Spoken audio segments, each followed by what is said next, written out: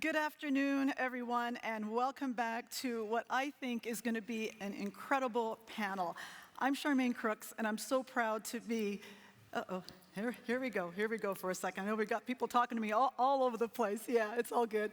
I'm Charmaine Crooks, Vice President of the Global Esports Federation and proud founder of Canada Esports. So I'm just so pleased to welcome everyone here, and we're going to have, I feel, an incredible panel. We have some amazing guests, world experts in their area of gender and equality and diversity. And so without further ado, I'm going to go from here and going this way, and we're going to have your own personal introduction. So please go. Let's start here. Thanks so much, Charmaine. I'm Sophie. I'm a senior consultant at Portas Consulting, and we're a leading management consultancy dedicated to sport, physical activity, health, and well-being. And I'm currently based in Singapore, but have had the pleasure of working across a number of different continents, across a huge range of sports, and most recently in esports. So we typically help governments, we help international federations and national federations, clubs and leagues advance their sports or esports agenda. And on top of that, I'm also heavily involved within Portas around diversity and inclusion.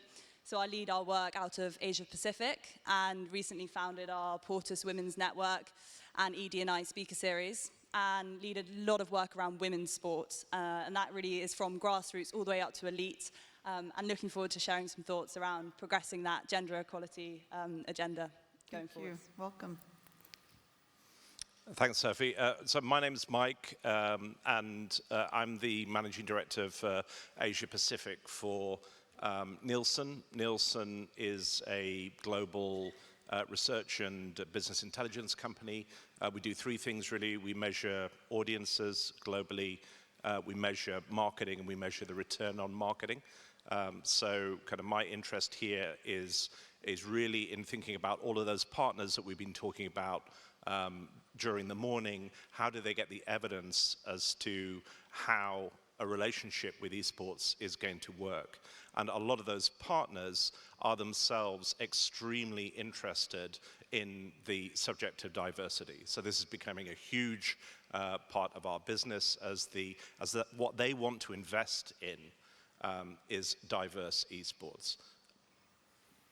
Fab. I'm Beck Smith. I used to kick a ball for a living as a professional footballer, and now I try to make sure that everybody in the world understands the importance of women also being able to kick a ball around the pitch as a living. So I used to play in Europe and captain the New Zealand national team. I'm also a citizen of Charmaine's younger sister's country, the US. And worked at FIFA for 5 years, organizing the Women's World Cups and doing strategic planning for women's football. And now I have my own company called Crooks, which really focuses on helping sporting stakeholders get into female sports, work with female athletes, and understand the value and importance of all of that jazz. Awesome. I got a woo! Yeah, we got a They're woo. awake. Tom? Hi everyone, my name is Tom Dore. I'm the head of the Global Esports Academy, which is a new initiative for the Global Esports focusing on coaching, on education, and on membership offerings. Prior to that, I've been the education director of the British Esports Federation for the last, well, since we established British Esports really.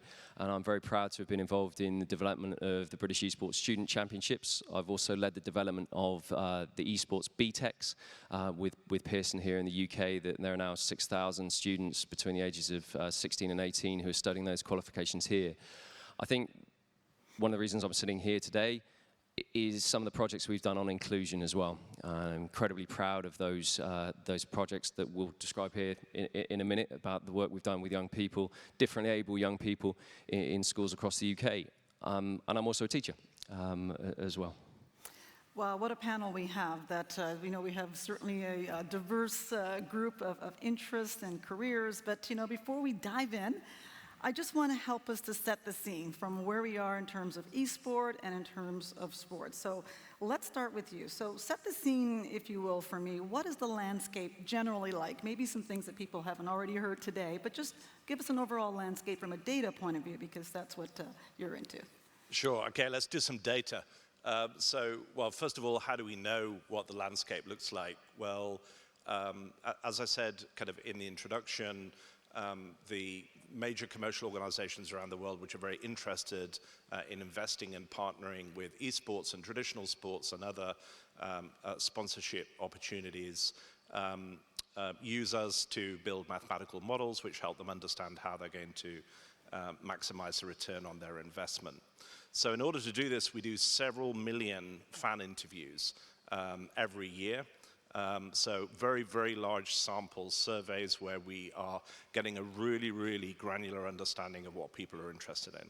So let's kind of like build it up from a numbers point of view. So kind of probably the most important number is around about 4 billion people online on the planet at the moment on a regular basis. So that's kind of the starting point, I think, and the way into that. And if we look at that 4 billion people and the sort of male-female balance, it's pretty equal. There isn't a particular issue there. There are some localized issues, but generally speaking at that point, it's pretty equal. Then we bring it down, around about 3 billion people now play games of one sort or another. So 3 billion, huge number, growing by roughly 10% a year at the moment around the world. Then bring it down to the next level, people that are following esports. At the moment, it's about 500 million.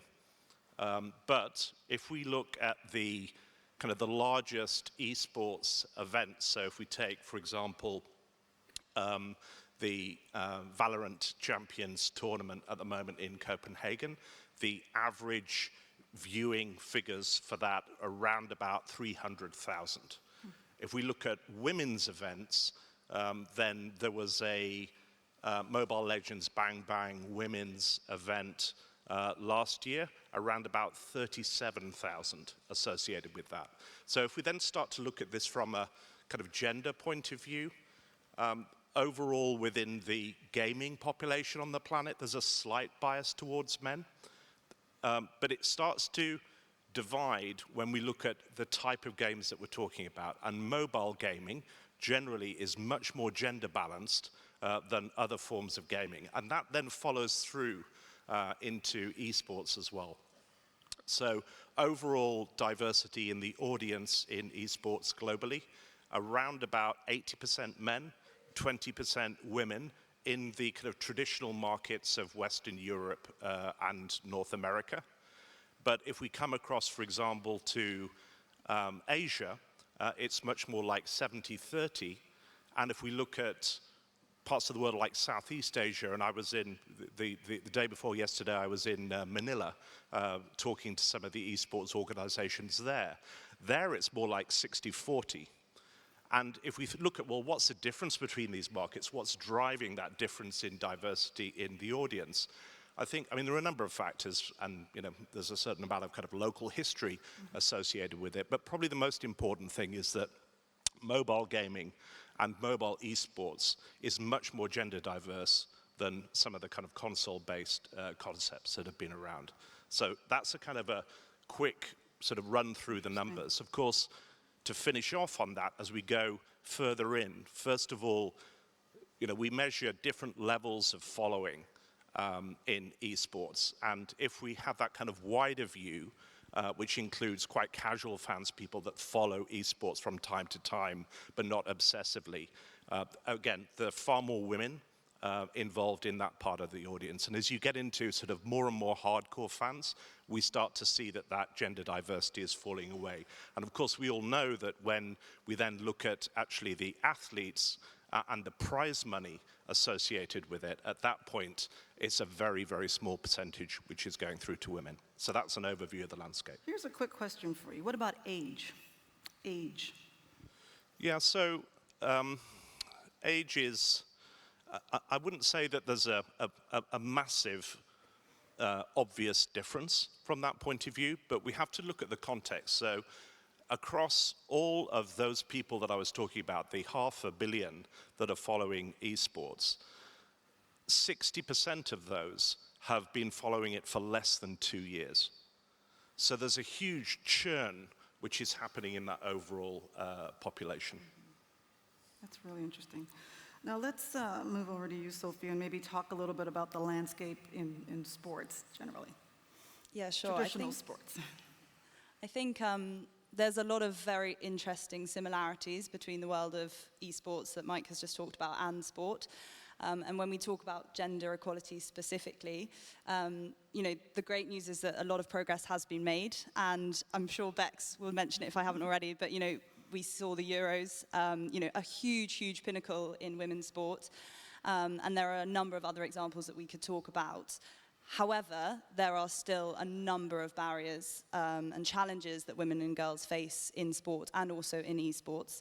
And what we need to do is make sure that we use these pinnacle moments and really keep that momentum going. And it's interesting what Mike was mentioning around participation. And there clearly is that interest in young girls around gaming. But he mentioned, when you get right to the top of the pathway, when it's the elite esports players, it's estimated around 5% of professional esports athletes are female. So that gap is just massively widening as you move up the pyramid. And when we look at top earners, in the top 500 earners across all esports, a handful, literally less than 5, identify as non-male. So clearly there's that interest at the grassroots level, which is exactly the same story in sport. We see that young girls, they want to play PE, but they don't necessarily have all of those opportunities, accessibility that sometimes boys and young men have. So I think we need to address some of those barriers and really understand what's causing that. And there are a number of different barriers, as Mike mentioned. Some of them are cultural, but there are similarities as well, and we need to address, the accessibility when it comes to facilities, programs, mindsets and attitudes, and fundamentally the funding gap, which will obviously enable a lot of that. And I think that's where we can learn from sport in esports and also vice versa. Just to follow up to that, when you look at some of those differences, how much of that is cultural as well? Because we're universal sports, and so particularly for women in this area. Yeah, of course. I think it's really important to recognize those cultural differences. And I mean, personally, having spent the first half of my career in the UK and then moving to Singapore, there's a lot of interesting examples around cultural differences. So, I mean, education, I'm sure we'll talk about in a second.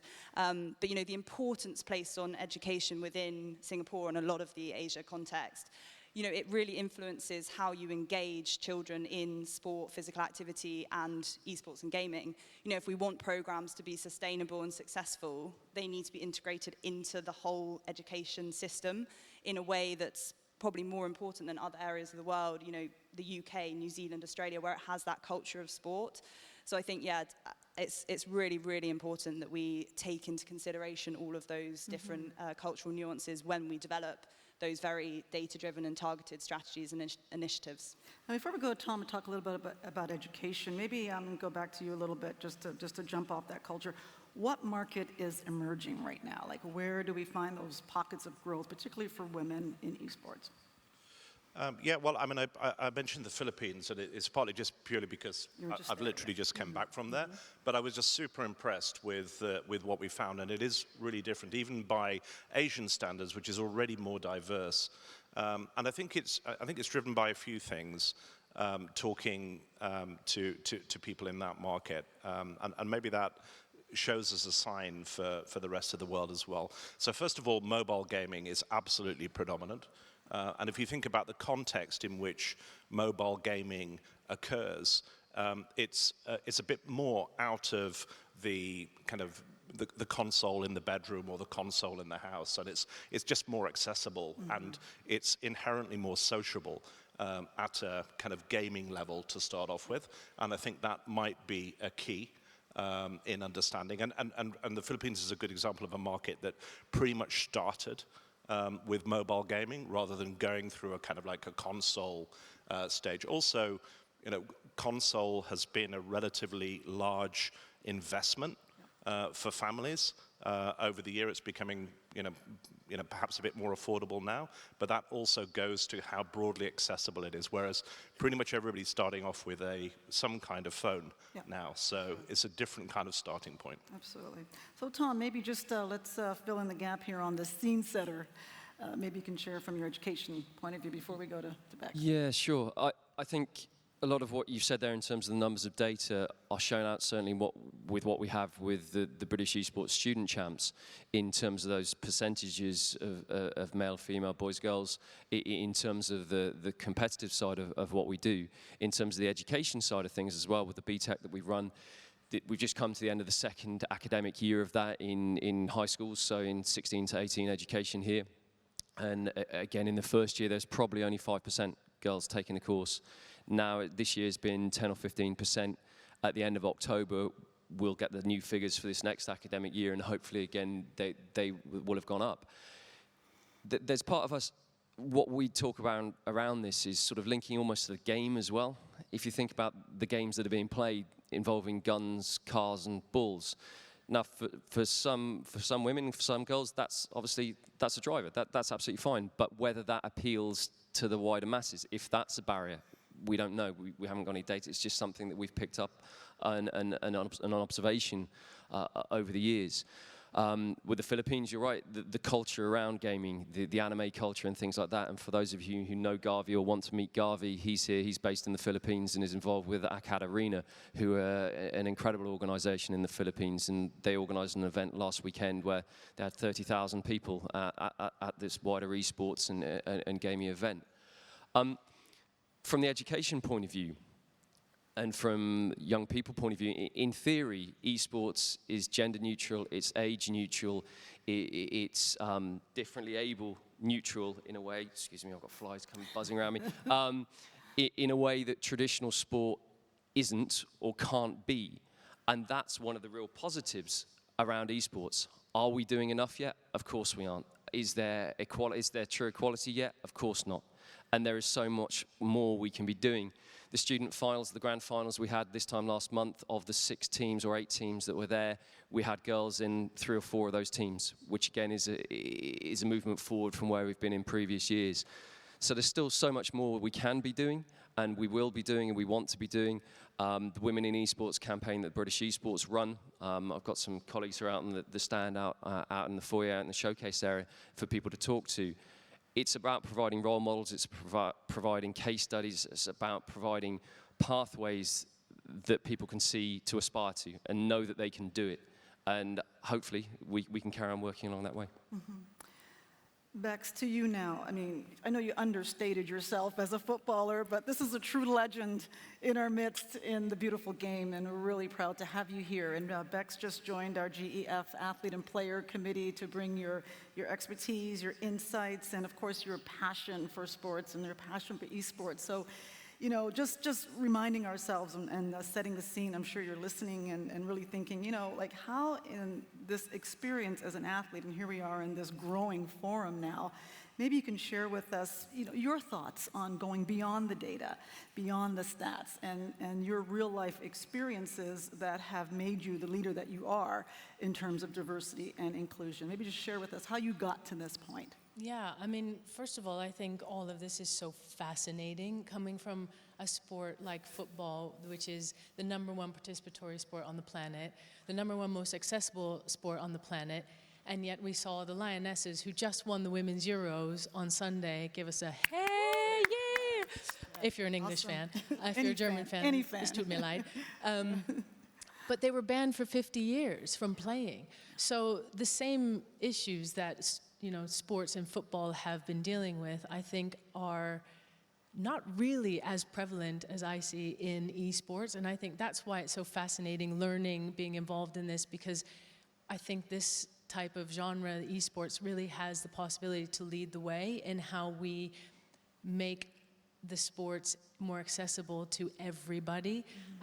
That, it's gender neutral. We don't see the gender, but we have seen cyberbullying. So some of the issues that females face coming into the sport are not necessarily accessibility, because they can all pick up a mobile phone and play, but they're a little bit more cultural, nuanced, they don't necessarily feel welcome. So I do think that there's so many parallels between, specifically women's football, which has been traditionally ignored, and I think Angela put it really nicely in the last panel. She said that sports is catching up for the mistakes it's made for hundreds of years by excluding females, gay people, black people, all different kinds of different kinds of people from being involved in the sport, whereas esports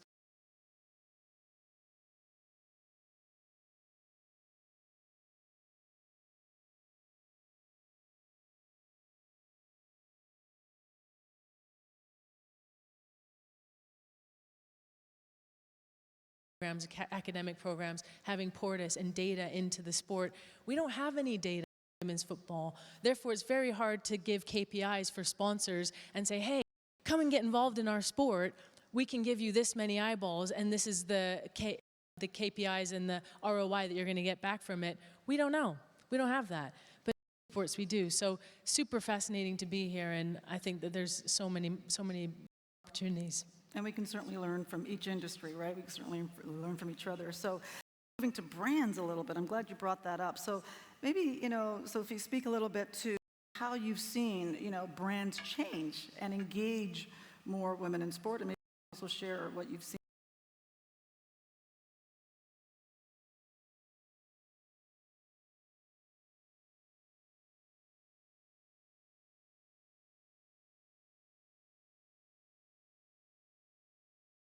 Try and jump on that bandwagon, essentially, when it comes to women's sport.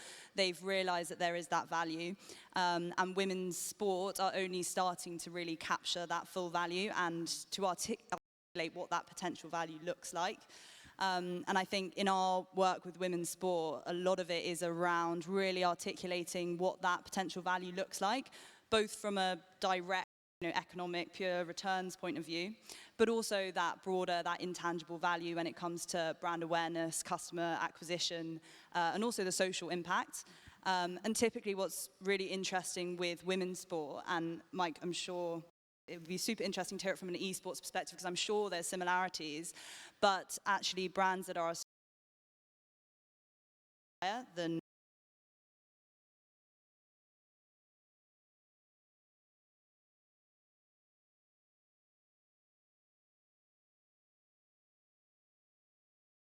value, but I think where done really well, and there's numerous cases of this, but women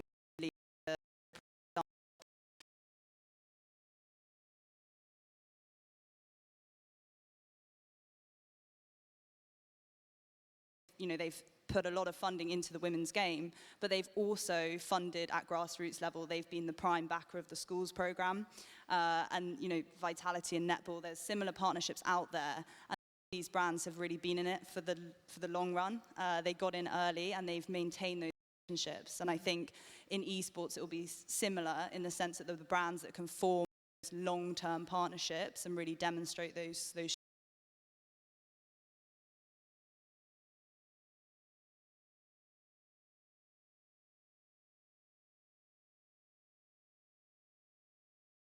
Dilemmas in terms of what the next step is, or what the bridge to the final way that esports will be when diversity is much stronger from a commercial point of view.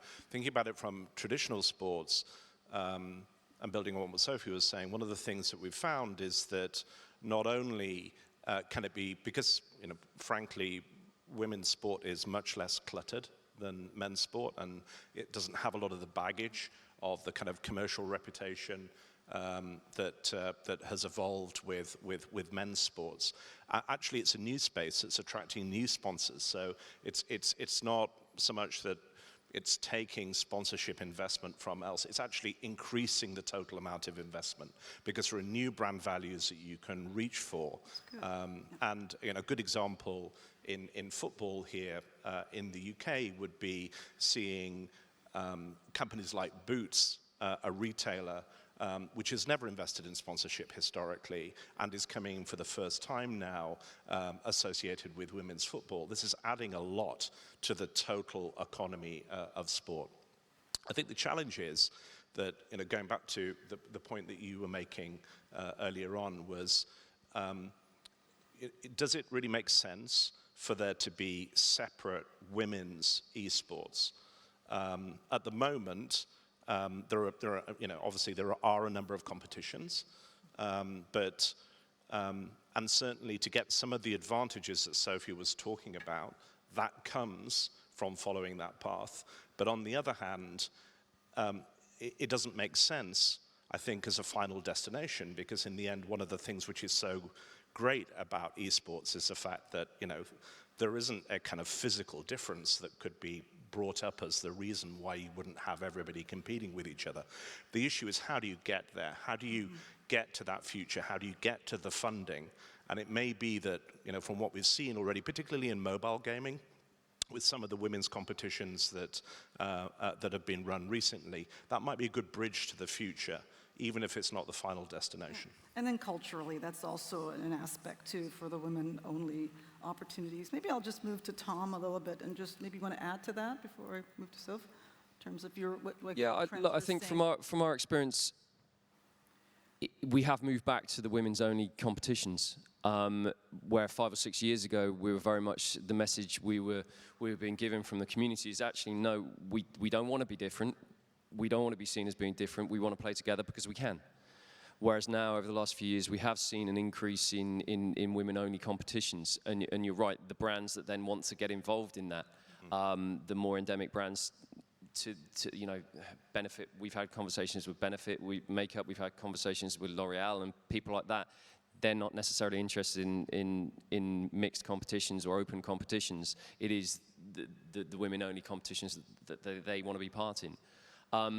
But you're right, the opportunity we have as esports is one as gender neutral, age neutral, as I said earlier, you know, ability neutral, isn't it? And that's one of the USPs of esports that we should celebrate.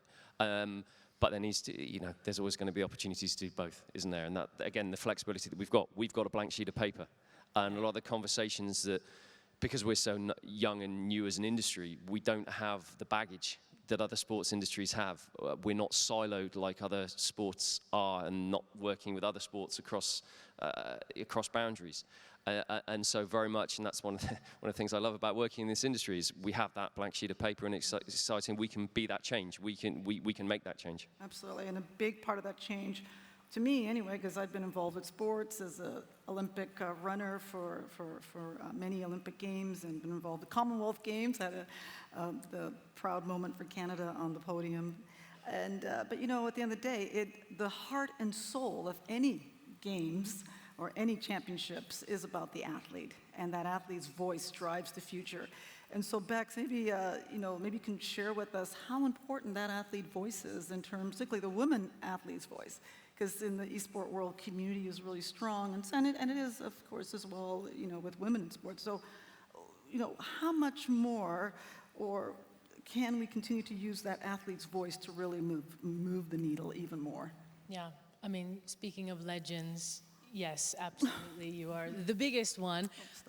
But yeah, I think your sport that you did, Olympics, is such a great example of how they've integrated athletes back into the sport.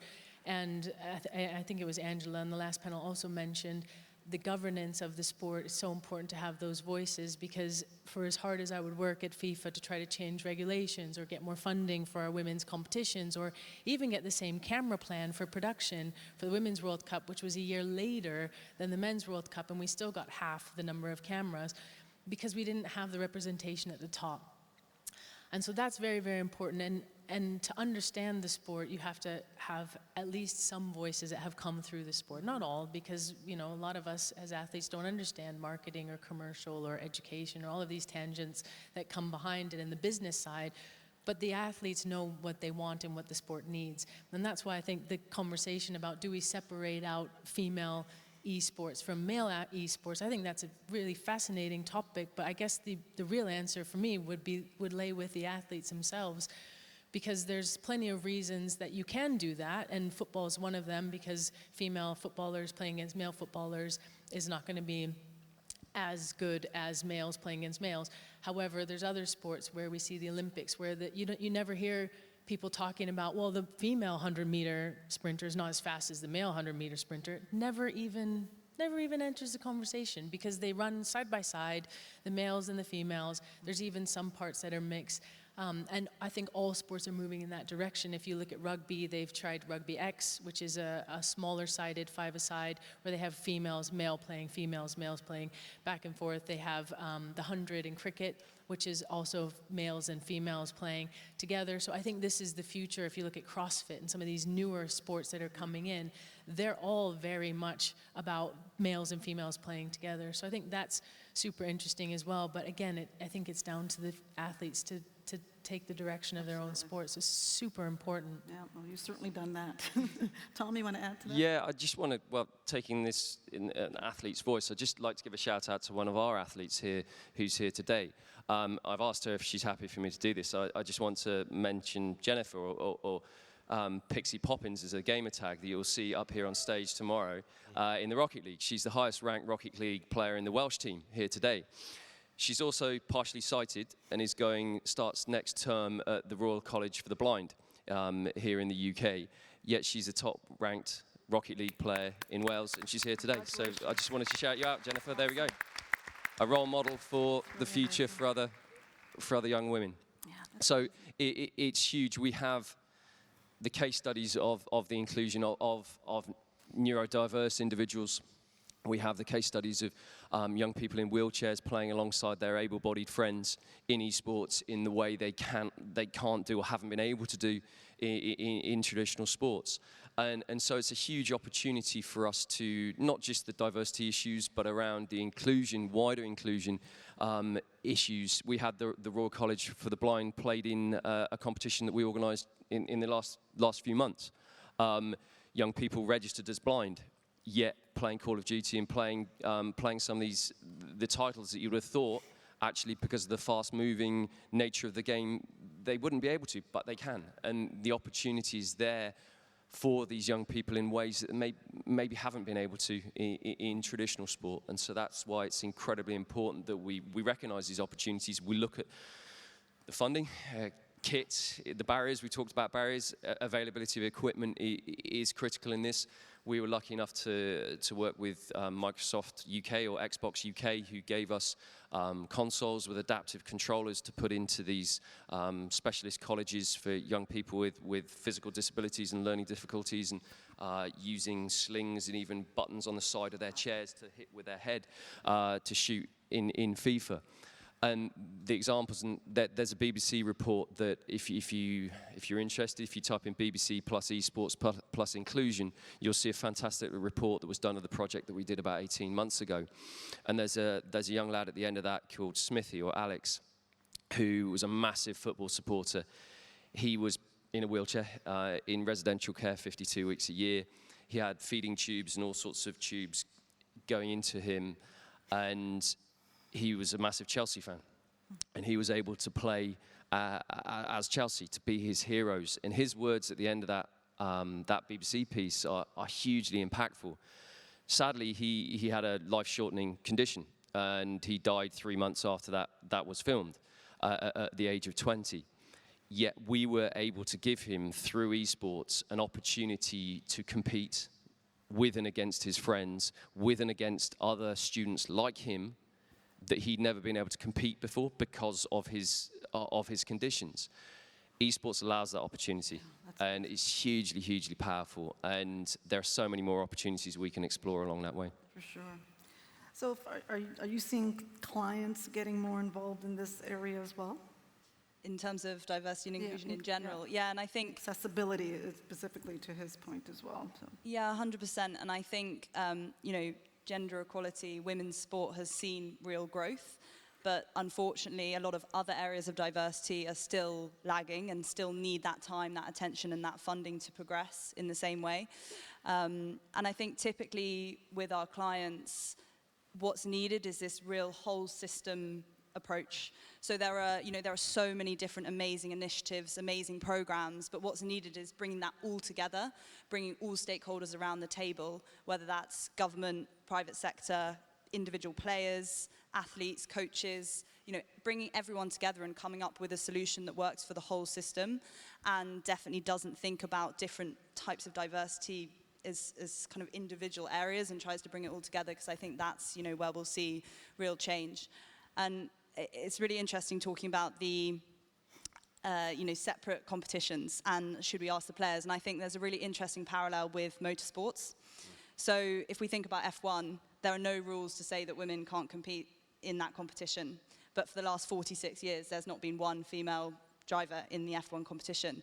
And in the last few years, I'm sure people will have seen, they've released the W Series, and it was highly controversial when it first came out because they said, people can compete for F1, they don't need this platform. But actually, it was the athletes themselves who were calling for this as an opportunity for them to demonstrate their skills.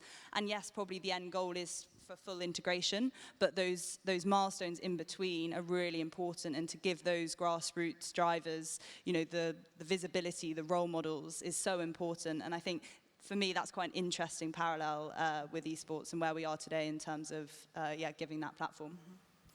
Mike? Yeah, and maybe it doesn't need to be either or. Maybe there's a place for women-only competition as well as mixed competition in different things. But picking up on the need for funding associated with this, from a kind of commercial funding point of view, we spend a lot of time talking to brands, helping them make a decision as to whether they're going to invest. And the type of objections that come up in relation to this, the first one, and Sophie touched on it a little bit, is there needs to be a kind of sustained, what generally commercial brands are looking for is a sustained engagement over a period of time where they can co-create together with the platform things which are useful, and a clear role for the brand in being useful for the fans, because those are the activations that work best. So I think it kind of like throws them back into emerging women's esport competitions to think hard about that. The second big objection is generally around the content in some games. So brands will find it quite risky to get involved in first-person shooters or things which are kind of clearly representing violence. For some brands, that doesn't really matter that much, but there are a lot of brands which are immediately cut out of that market. So again, in terms of thinking, well, how can we create platforms that are going to be more easy to invest in order to correct the disparity in where the money is going at the moment? I think that's another kind of key thing to think about. I know Tom had mentioned it earlier as well. So I want to bring it back a little bit to the inspiration piece. There's a lot of players out there, and every player has a journey to how they got here. Every player has that special journey, and I know you've had yours, Beck. So what do you say, in terms of, we're listening today, and not everybody's going to have the opportunity for a big brand. A lot of our associations are just starting, and, we are part of a larger global esports federation, and values-based, and really looking for partners and working together. But at the end of the day, it comes down to that young girl or that young boy, their families as well, making the decision that they will put their child in esport or put their child in sport. And a lot of it comes from, Chester King said it earlier about creating the, heroes and heroines. So for you, how do you articulate that message to young people who are looking to get involved in either sports? In esports specifically? Or sports in general. Yeah. I mean, it's changed it is sort of at the fundamentals of the identity of who I am, and even coming into business, and I think Angela, I keep referring to her, but I thought she was fantastic. She is, yeah. Because she's come from the athlete perspective into business. So things like resilience, I was talking to Koen earlier about that I find it's really hard watching some of the kids come through that just really don't know how to handle some of the pressure or some of the challenges that are coming. And this is what sports teaches you. I mean, I've lost way more often than I've ever won. Thank you, New Zealand national team. But I think you learn a lot more in those instances as well. So, there's that element of it. There's the communication, and esports is a fantastic community. And I didn't realize this when I first started coming into gaming and watching young kids getting involved, because I did have the same, preconceived notions that, they're going to be sitting and not moving. And then I just saw the lovely demo of these guys doing, I don't know what it was, martial arts, karate, judo. Taekwondo. And the woman won, actually, against the guys. So talking about active and being able to participate, and females against men, and it's just fantastic. So I think that there's so many opportunities in esports to learn traditional sports values like communication, like resilience, like teamwork.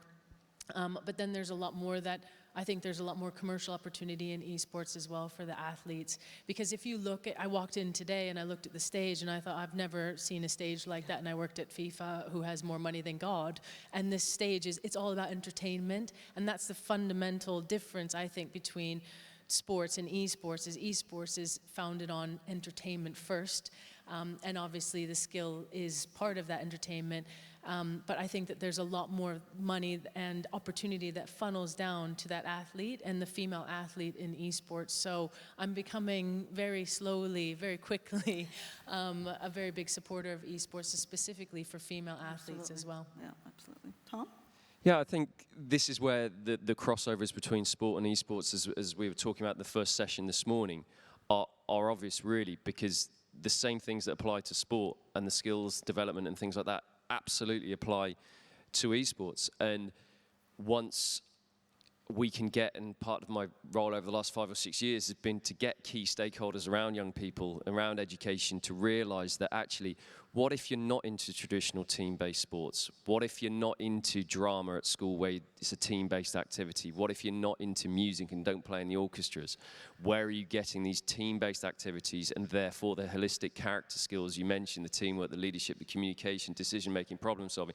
Where are you developing these skills from? Esports is just another opportunity for young people to do that, and through it, learn to win, to lose, to be resilient, to develop those skills, but in a different way. Plus then, if you throw into that all the digital, STEM, creative media skills that young people are inherently developing through being part of this, that's huge. And parents is a critical one here, allowing parents to understand that. And again, once we can get them past the point of looking at it as being video gaming and realize the opportunities that exist, even walking through the backstage, and you guys haven't had the opportunity to walk through the back end here, but the number of screens that are behind here and the number of people working behind the scenes here to make this happen is huge. A lot of them are gamers, a lot of them are passionate gamers. They weren't necessarily good enough to become pro gamers. However, they've got the skills and the passion and the entertainment skills, the digital skills to allow them to work in this industry. I'm quite bullish about it in comparison to traditional sport. What are the opportunities? If you're not quite good enough to make it as a footballer, as an athlete, what opportunities are there for you to stay linked so closely to the industry and to your passion? In esports, there are so many opportunities to stay close to the industry, to be content creators, to be shoutcasting, to be working behind the scenes on the entertainment side of things, more so than in traditional sport, maybe.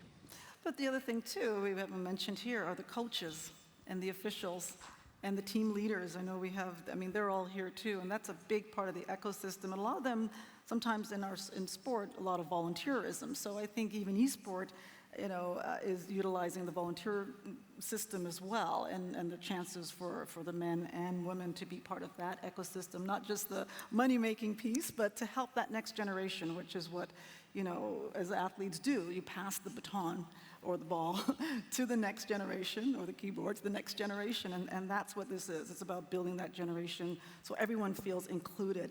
In the next, 8 or so minutes we have left, I just want to dive into how we continue this momentum. How do we keep building it? We talked about brands, talked about leadership, governance, via the players. So maybe you can both, all pick up how we can, keep this momentum going from the vantage point that you sit in. So from the brands, how do they keep the momentum going? I'll go to you for the data and then so on. So let's start with you. So I think the really exciting thing is it's very much just at the beginning. So Bex, you mentioned, the Wragg technology outside, a number of different studies that are being conducted around how esports and gaming can be used to create a truly inclusive culture and opportunity for people to take part. But there's so much more to do in terms of research, in terms of the data collection to make sure that we are able to demonstrate that potential. And inherently, that's what will draw the brands in, that's what will draw the funding in. So I think it's super exciting. I think for me, it's that sustainable growth piece. It's the same that I mentioned for the women's game, but I think it's the same in esports. It's about developing those long-term strategies. How can we be putting in place the infrastructure now that is going to ensure that girls, boys, and absolutely everyone has that opportunity to take part through, school programs, but also other opportunities. So I think that infrastructure, and when I say infrastructure, I mean not just, physical facilities, but, the workforce around that, the support network, the mental health support we know is going to be so key going forwards, the funding, putting in place those foundations so that we can make sure that growth is sustainable long term. I want to pick up something you said about mental health, because that's a very, very important area. Where are you seeing, mental health opportunities and how that area? I know Dr. Melita Moore with our GEF is going to be speaking a little bit about that later in her presentation. So maybe you can speak a little bit about that from what you're seeing in the research and data points. Yeah. So I think, not just in sport and esports, but across society as a whole, mental health is very sadly on the decline, and it's something that we really, really need to take action on immediately. It's so important, alongside physical health, of course. And I think for athletes, it is finally being put at the forefront of how we treat athletes across a number of different sports. And I think esports has the opportunity to put that at the front and center from the beginning and make sure that those athletes are being, given the care and the support that they need. I think esports is in a really interesting position where it gets a lot of negative press around mental health. It's something that we need to acknowledge. There are concerns around addiction. There are concerns around, it can negatively affect mental health. However, there's also some really positive studies, and there's studies to suggest that it can improve mental well-being, it can, help you make friends, it can reduce anxiety. So I think what's really important is that we continue the research so that we can, at the moment it's just a starting point, so we need to better understand, and then we need to try and create the right environment so that we mitigate those risks, which certainly do exist, but also we, leverage all of the benefits that I think are also out there around actually improving mental health as well. Absolutely. Bex, you were nodding. Do you want to add to that? I completely agree. I think it's an area that wasn't looked at enough, back when I was playing, maybe when you were competing as well. And it's one of the reasons why I started my company, was really to look at the athlete now, but also their post-career transition, because the identity is so much into I am a footballer, I am an esports player, I am a whatever I do on whatever game I play. So I do think that that's massively important, but the data is so important because there's so many preconceived notions about gaming that just aren't true, but without the facts and without the data, we don't know it. And speaking to the athlete again, and the players and that whole community and what they want as well. And one of the reasons why I studied psychology, because I was just so really interested in that whole mental health area. So perhaps you can speak a little bit more to that area in your work and your data. So, sorry, back onto the mental question. Yeah. So, well, pretty much agree with everything that Sophie said. Maybe just two nuances I think are really, really important. I mean, one of the things that we've seen over the last 20 or 30 years of the development of women's sport, first women's individual sport, and more recently women's team sports, is that there is nothing that contributes more than success. So if you have a national team, a national women's team that you can get behind, then that could be completely transformational. If there is a particular athlete that becomes a developed celebrity, particularly a home celebrity, that can be absolutely transformational as well. And those are the sort of things that can move from kind of where we are now, where I think we are kind of slowly accelerating in the right direction, but to actually really get a good kick and make a big difference and jump forward 3 years on this topic, I think that's going to be crucial. The second one is whatever can be done, and it's very, very difficult, but whatever can be done in the perception of the toxicity of the kind of environment for women, both participating and, well, particularly participating in gaming.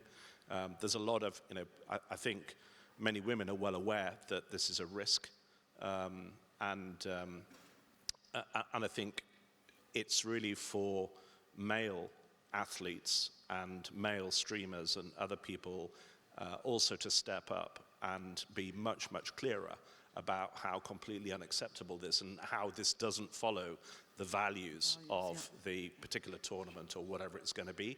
And so I think seeing more of that advocacy would actually be very, very powerful as well. And the final point on momentum would be just kind of continuity in leagues, continuity in competitions over a period of time makes it much, much more investable for brands. And I'm glad that kind of a few people talked about measurement as well, and and that was the final thing that made quite a lot of difference on the women's sport journey. 5 years ago, we made a decision that irrespective of whether it made commercial sense to us, we would do media evaluation on all women's football. And that meant that that data then went into the models that the brands were looking at and those optimization models and actually brought it into the choice set.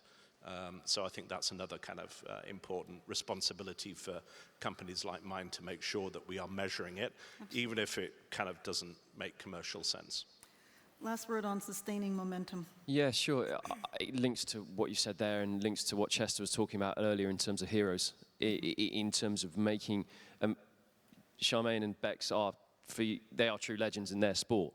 And in time, we want that to happen from esports. That actually, in another 10, 15, 20 years' time, we hope that the people who are sitting on this stage are the athletes, or some of the athletes who are competing now. And a bit of a play out to some of the athletes here. If, when you get to the point that you want to make a difference, essentially, you want to help the ecosystem, you want to help the industry, then this is the type of thing that we need you to be involved with, to act as, to become those heroes, to have those case studies, be that for young women, young men to look up to and see that success. And that's what's really then going to drive the longevity and the sustainability of the industry. And there's things that I know we are doing at the GEF in terms of getting more athletes involved through leadership, through our athletes council, through athletes on the board and different committees, and also too with all the different member associations out there, make sure that they also have athlete input and athletes involved. So to all the athletes out there, I mean, advocacy takes a long time as a game of patience too, and really understanding, how it works and how your voice can make a difference, and it does make a difference. It's so important. So through governance, leadership, brands, government, we talked about that earlier, and of course the players, I think we found many, many ways that we can sustain this momentum to build on the diversity, equity, and inclusion initiative. So I'm going to leave the last words to all of you, and I warned you earlier, so maybe you've been thinking about, what this is. So just for the audience and those viewing, I'd love to hear from you. What are the sort of, phrase or word in terms of action? Right, this panel, I hope you've taken away some action points to make the entire system better and more inclusive. So with that, maybe we'll say, to start from you. So do you have any word or two you want to add? Opportunity. Opportunity, that's a good one. Education. Can I explain that though without really fast? Yeah, we'll let her explain. Go for it. I just think like esports is there's such a it's content as well. Content media is education. So the more females are involved, the more diversity there is, the more we start to realize actually the world's a better place, the more diverse it is. You got it. Awesome. For me, I think it's evidence. I think we need to capture the evidence of the progress that is actually being made, celebrate it, but that also feeds the machine. The hard evidence is absolutely key to making a big change like this. Okay. To take a very well-known phrase, actions speak louder than words. So action, evidence, education. Opportunity. Opportunity. And for me, the phrase is never give up. Yeah. Never give up. Just keep doing, the best you can, and work with partners. Find ways to cooperate and to sometimes work with people who aren't the same as us, right? So anyway, I use more than one word too, so there you go. So never give up. And with that, just want to thank you all. What a great panel. I hope you all took away just as much as I did from this panel. So thank you, Tom, Sophie, Bex, and Mike. Thank you all so much, and please stay tuned. We're going to take a little small break and be back for the next panel. Bye for now.